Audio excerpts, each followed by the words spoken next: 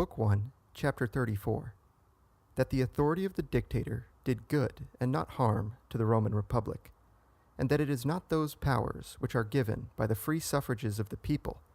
but those which ambitious citizens usurp for themselves that are pernicious to a state. Those citizens who first devised a dictatorship for Rome have been blamed by certain writers, as though this had been the cause of the tyranny afterwards established there. For these authors allege that the first tyrant of Rome governed it with the title of dictator, and that, but for the existence of the office, Caesar could never have cloaked his usurpation under a constitutional name. He who first took up this opinion had not well considered the matter, and his conclusion has been accepted without good ground. For it was not the name nor office of dictator which brought Rome to servitude, but the influence which certain of her citizens were able to assume from the prolongation of their term of power, so that even had the name of dictator been wanting in Rome, some other had been found to serve their ends, since power may readily give titles, but not titles power. We find, accordingly, that while the dictatorship was conferred in conformity with public ordinances, and not through personal influence, it was constantly beneficial to the city. For it is the magistracies created and the power usurped in unconstitutional ways that hurt a republic, not those which conform to ordinary rule, so that in Rome, through the whole period of her history, we never find a dictator who acted otherwise than well for the republic, for which there were the plainest reasons. In the first place, to enable a citizen to work harm and to acquire undue authority, many circumstances must be present which never can be present in a state which is not corrupted. For such a citizen must be exceedingly rich, and must have many retainers and partisans, whom he cannot have where the laws are strictly observed, and who, if he had them, would occasion so much alarm that the free suffrage of the people would seldom be in his favor. In the second place, the dictator was not created for life, but for a fixed term, and only to meet the emergency for which he was appointed. Power was indeed given him to determine by himself what measures the exigency demanded, to do what he had to do without consultation, and to punish without appeal. But he had no authority to do anything to the prejudice of the state, as it would have been to deprive the Senate or the people of their privileges, to subvert the ancient institutions of the city, or introduce new. So that taking into account the brief time for which his office lasted, its limited authority, and the circumstance that the Roman people were still uncorrupted, it was impossible for him to overstep the just limits of his power so as to injure the city, and in fact, we find that he was always useful to it. And in truth, among the institutions of Rome, this of the dictatorship deserves our special admiration, and to be ranked with the chief causes of her greatness.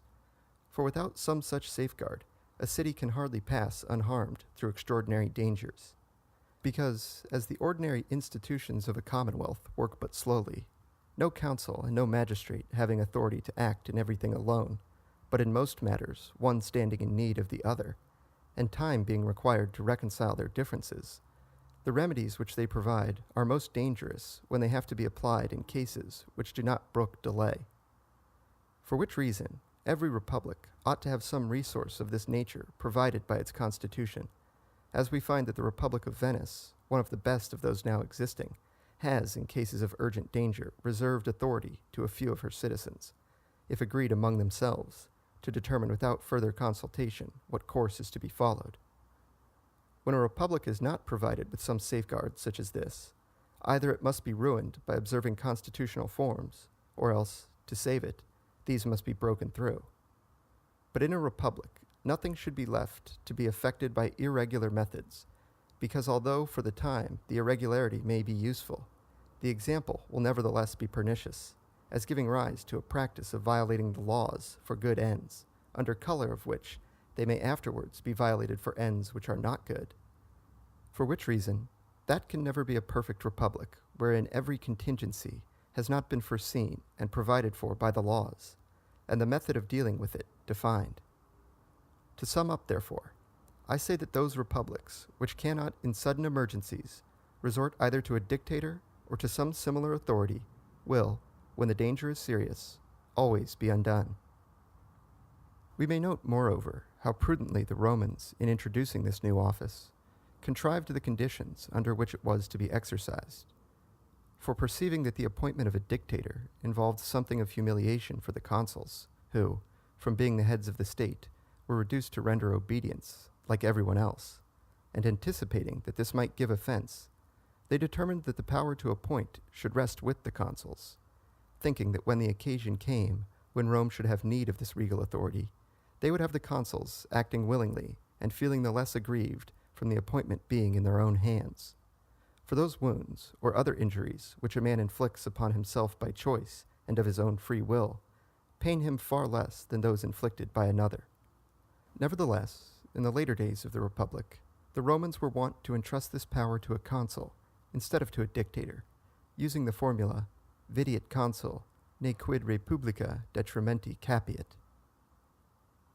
But to return to the matter in hand, I say briefly that when the neighbors of Rome sought to crush her, they led her to take measures not merely for her readier defense, but such as enabled her to attack them with a stronger force, with better skill, and with an undivided command.